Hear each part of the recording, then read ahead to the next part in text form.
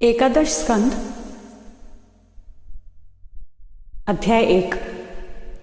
व्यासनंदन भगवान श्री सुखदेव जी कहते हैं, परीक्षित, भगवान श्री कृष्ण ने बलराम जी तथा अन्य यदुवंशियों के साथ मिलकर बहुत से दैत्यों का संहार किया तथा कौरव और पांडवों में भी शीघ्र मार काट मचाने वाला अत्यंत प्रबल कलह उत्पन्न करके पृथ्वी का भार उतार दिया। कौरवों ने कपटपूर्ण जुए से, तरह तरह के अपमानों से तथा द्रौपदी के केश खींचने आदि अत्याचारों से पांडवों को अत्यंत क्रोधित कर दिया था। उन्हीं पांडवों को निमित्त बनाकर भगवान श्री कृष्ण ने दोनों पक्षों में एकत्र हुए राजाओं को मरवा डाला और इस प्रकार पृथ्वी का भार हल्का कर दिया। अपने बाहुबल से सुरक्षित यदुवंशियों के द्वारा पृथ्वी के भार, राजा और उनकी सेना का विनाश करके प्रमाणों के द्वारा ज्ञान के विषय न होने वाले भगवान श्री कृष्ण ने विचार किया कि लोक दृष्टि से पृथ्वी का भार दूर हो जाने पर भी वस्तुतः मेरी दृष्टि से अभी तक दूर नहीं हुआ, क्योंकि जिस पर कोई विजय नहीं प्राप्त कर सकता वह यदुवंश अभी पृथ्वी पर विद्यमान है। यह यदुवंश मेरे आश्रित है और हाथी, घोड़े, जनबल, धनबल आदि विशाल वैभव के कारण उच्छृंखल हो रहा है। अन्य किसी देवता आदि से भी इसकी किसी प्रकार पराजय नहीं हो सकती। बांस के वन में परस्पर संघर्ष से उत्पन्न अग्नि के समान इस यदुवंश में भी परस्पर कलह खड़ा करके मैं शांति प्राप्त कर सकूंगा और इसके बाद अपने धाम में जाऊंगा। राजन, भगवान सर्वशक्तिमान और सत्य संकल्प हैं। उन्होंने इस प्रकार अपने मन में निश्चय करके ब्राह्मणों के श्राप के बहाने अपने ही वंश का संहार कर डाला, सबको समेटकर अपने धाम में ले गए। परीक्षित, भगवान की वह मूर्ति त्रिलोकी के सौंदर्य का तिरस्कार करने वाली थी। उन्होंने अपने सौंदर्य माधुरी से सबके नेत्र अपनी ओर आकर्षित कर लिए थे। उनकी वाणी, उनके उपदेश परम मधुर, दिव्याति दिव्य थे। उनके द्वारा उन्हें स्मरण करने वालों के चित्त उन्होंने छीन लिए थे। उनके चरण कमल त्रिलोक सुंदर थे। जिसने उनके एक चरण चिन्ह का भी दर्शन कर लिया, उसकी बहिर्मुखता दूर भाग गई। वह कर्म प्रपंच से ऊपर उठकर उन्हीं की सेवा में लग गया। उन्होंने अनायास ही पृथ्वी में अपनी कीर्ति का विस्तार कर दिया, जिसका बड़े बड़े सुकवियों ने बड़ी ही सुंदर भाषा में वर्णन किया है। वह इसलिए कि मेरे चले जाने के बाद लोग मेरी इस कीर्ति का गान, श्रवण और स्मरण करके इस अज्ञान रूप अंधकार से सुगमतया इसके बाद परम ऐश्वर्यशाली भगवान श्री कृष्ण ने अपने धाम को प्रयाण किया। राजा परीक्षित ने पूछा, भगवान, यदुवंशी बड़े ब्राह्मण भक्त थे, उनमें बड़ी उदारता भी थी और वे अपने कुल वृद्धियों की नित्य निरंतर सेवा करने वाले थे। सबसे बड़ी बात तो यह थी कि उनका चित्त भगवान श्री कृष्ण में लगा रहता था। फिर उनसे ब्राह्मणों का अपराध कैसे बन गया और क्यों ब्राह्मणों ने उन्हें श्राप दिया?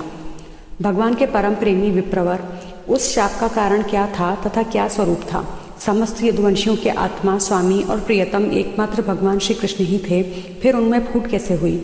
दूसरी दृष्टि से देखें तो वे सब ऋषि अद्वैतदर्शी थे। फिर उनको ऐसी भेद दृष्टि कैसे हुई? यह सब आप कृपा करके मुझे बतलाइए। श्री सुखदेव जी ने कहा, भगवान श्री कृष्ण ने वह शरीर धारण करके जिसमें संपूर्ण सुंदर पदार्थों का सन्निवेश था, पृथ्वी में मंगलमय कल्याणकारी कर्मों का आचरण किया। वे पूर्ण काम प्रभु द्वारका धाम में रहकर क्रीड़ा करते रहते और उन्होंने अपनी उदार कीर्ति की स्थापना की। अंत में श्री हरि ने अपने कुल के संहार उपसंहार की इच्छा की, क्योंकि अब पृथ्वी का भार उतरने में इतना ही कार्य शेष रह गया था। भगवान श्री कृष्ण ने ऐसे परम मंगलमय और पुण्य प्रापक कर्म किए जिनका गान करने वाले लोगों के सारे कलेमल नष्ट हो जाते हैं। अब भगवान श्री कृष्ण महाराज उग्रसेन की राजधानी द्वारकापुरी में वसुदेव जी के घर यादवों का संहार करने के लिए काल रूप से ही निवास कर रहे थे।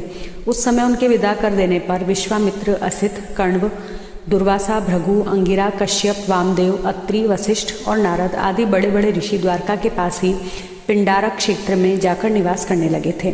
एक दिन यदुवंश के कुछ उद्दंड कुमार खेलते खेलते उनके पास जा निकले। उन्होंने बनावटी नम्रता से उनके चरणों में प्रणाम करके प्रश्न किया। वे जाम्बवती नंदन सांब को स्त्री के वेश में सजाकर ले गए और कहने लगे, ब्राह्मणों, यह कजरारी आंखों वाली सुंदर गर्भवती है। यह आपसे एक बात पूछना चाहती है, परंतु स्वयं पूछने में सकुचाती है। आप लोगों का ज्ञान अमोघ अबाध है, आप सर्वज्ञ है। इसे पुत्र की बड़ी लालसा है और अब प्रसव का समय निकट आ गया है। आप लोग बताइए, यह कन्या जनेगी या पुत्र? परीक्षित, जब उन कुमारों ने इस प्रकार उन ऋषि मुनियों को धोखा देना चाहा, तब वे भगवत प्रेरणा से क्रोधित हो उठे। उन्होंने कहा, मूर्खों, यह एक ऐसा मूसल पैदा करेगी जो तुम्हारी कुल का नाश करने वाला होगा। मुनियों की यह बात सुनकर वे बालक बहुत ही डर गए। उन्होंने तुरंत सांब का पेट खोलकर देखा तो सचमुच उसमें एक लोहे का मूसल मिला। अब तो वे पछताने लगे और कहने लगे, हम बड़े अभागे हैं। देखो, हम लोगों ने यह क्या अनर्थ कर डाला। अब लोग हमें क्या कहेंगे? इस प्रकार वे बहुत ही घबरा गए तथा मूसल लेकर अपने निवास स्थान में गए। उस समय उनके चेहरे फीके पड़ गए थे, मुख कुम्हला गए थे। उन्होंने भरी सभा में सब यादवों के सामने ले जाकर वह मूसल रख दिया और राजा उग्रसेन ने सारी घटना कह सुनाई।